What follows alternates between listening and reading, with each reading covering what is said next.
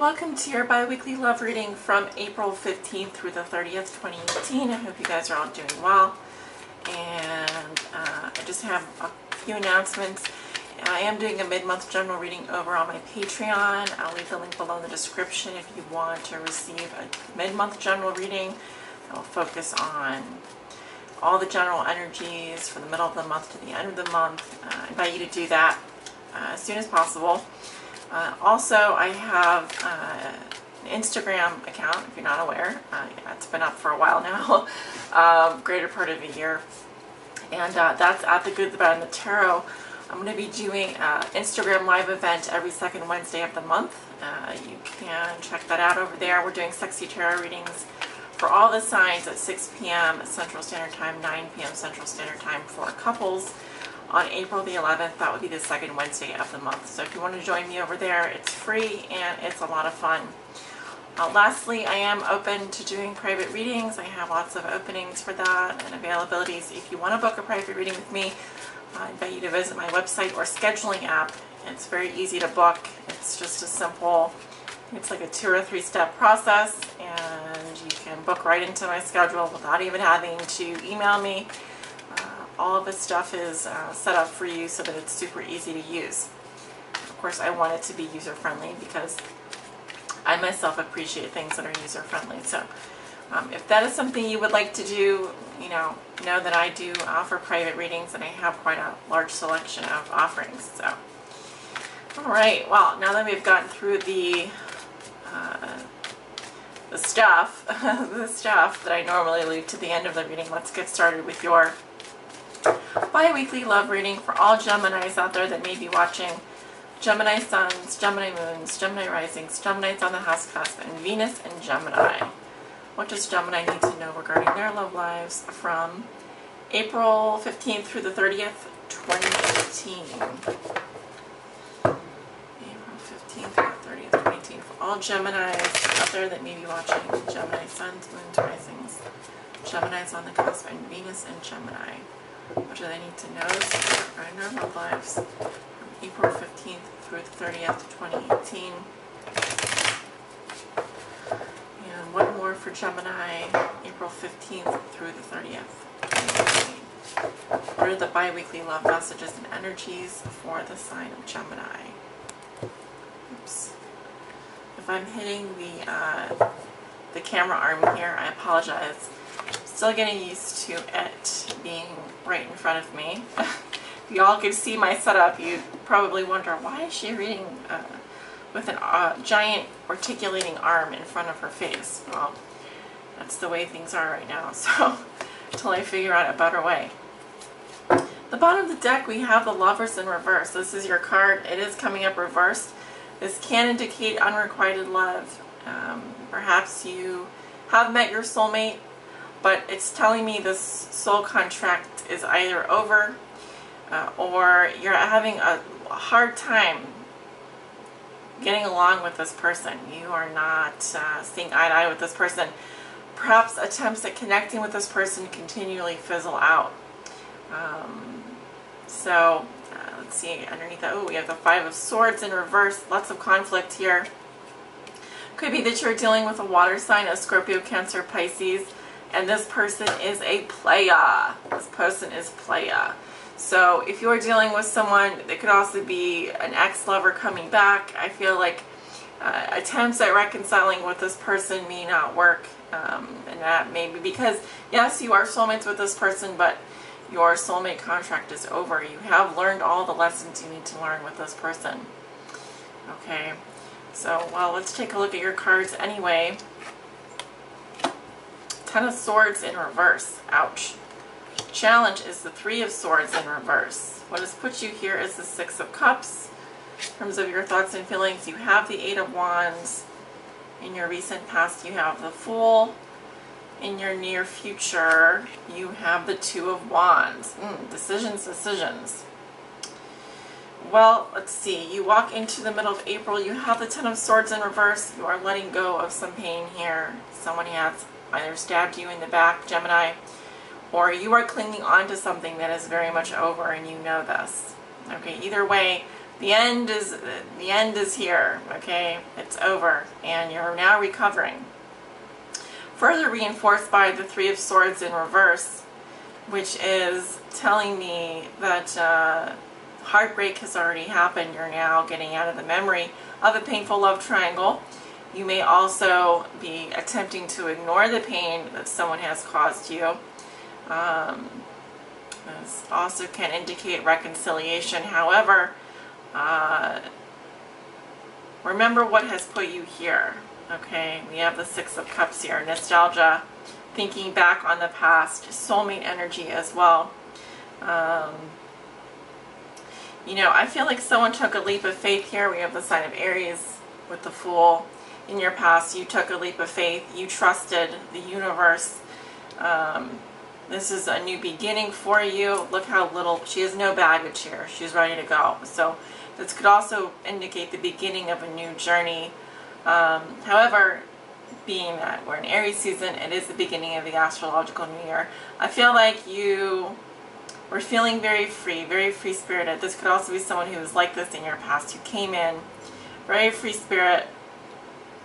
This could be someone that came in from your past with the Six of Cups here, or you have fond memories from your past with someone from your past.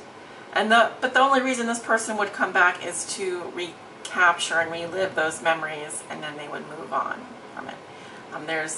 With the Six of Cups, usually if someone comes back with the Six of Cups, it's to recapture the memories, to relive the memories that they made with you. And that is it.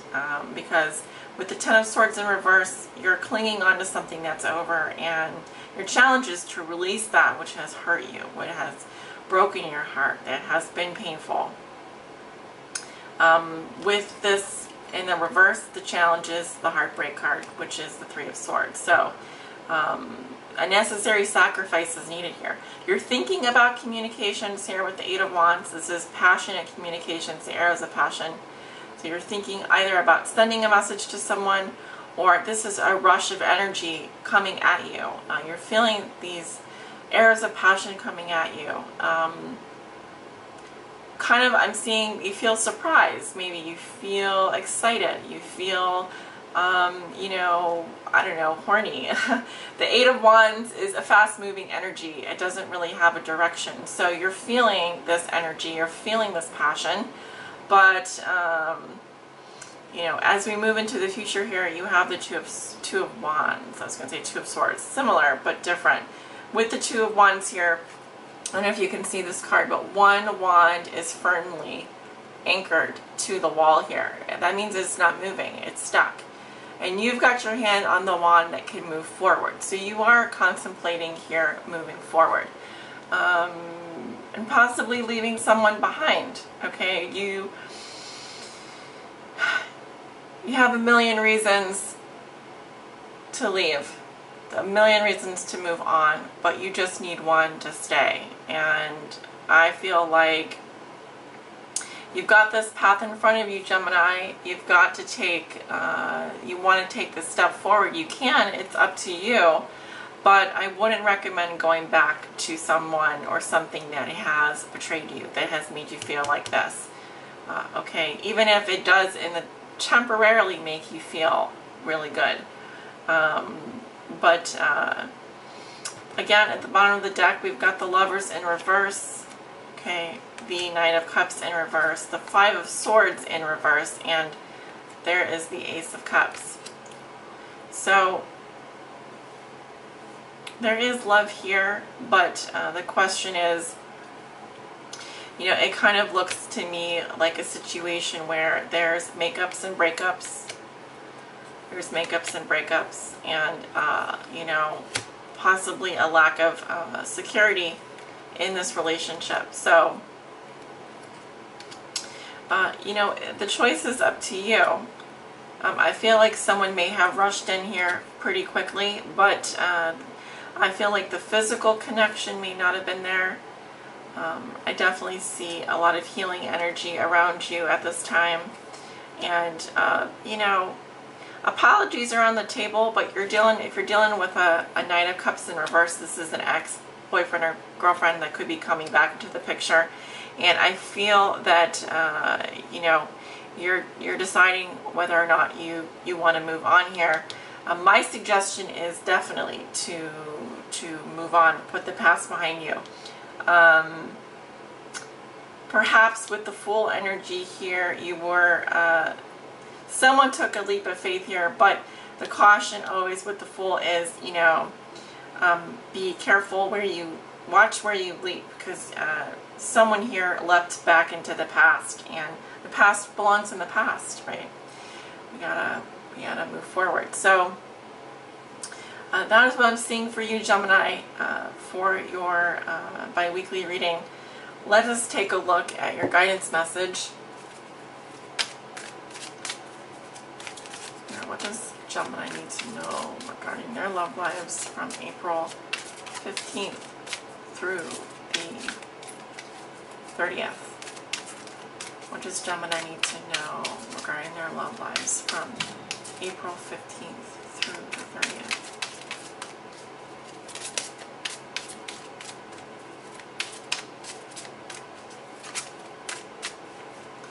What does Gemini need to know regarding their love lives from April 15th through the 30th?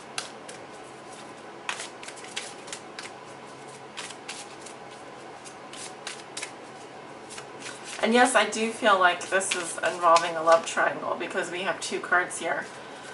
Okay, we've got the Lovers, and we've got the Three of Swords, but I don't feel like the love triangle is going to end up working out here. We have the Phoenix, Resurrection, Surrender to change. Surrender, keyword surrender. That's card 29.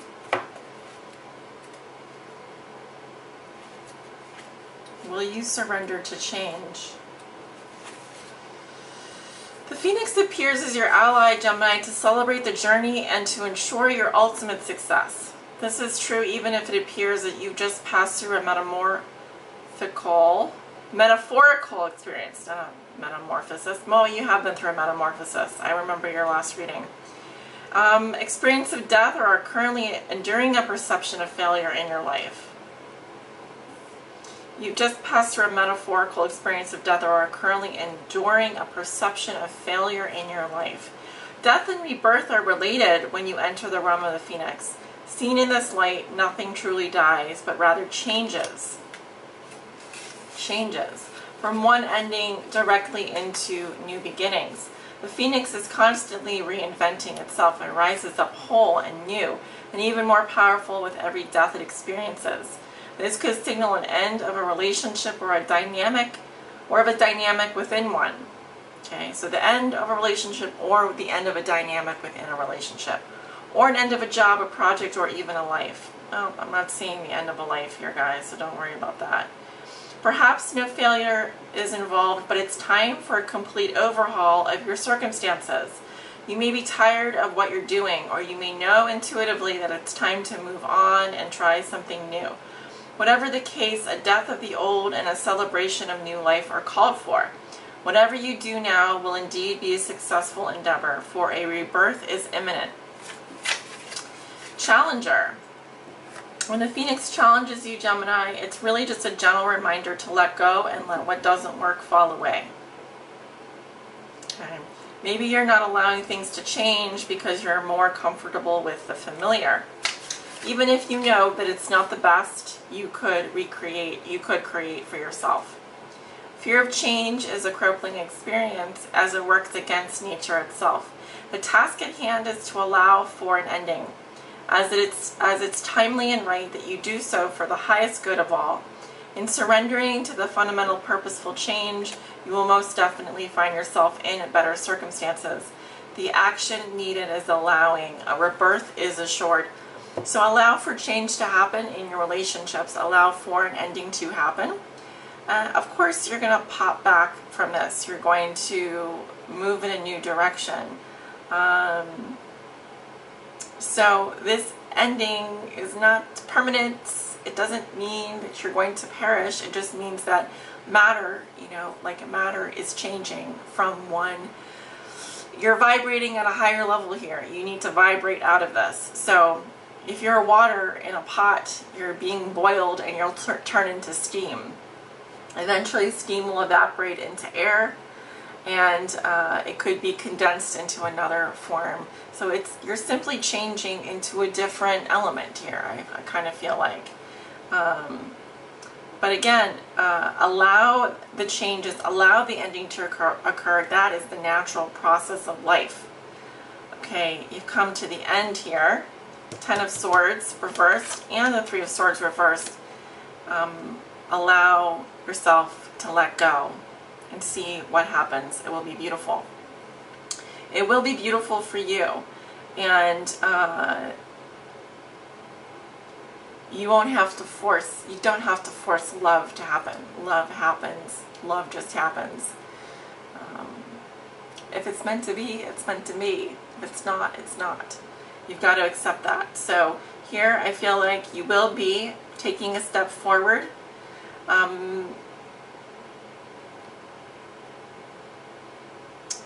Take the step forward. Take the steps that you need to take.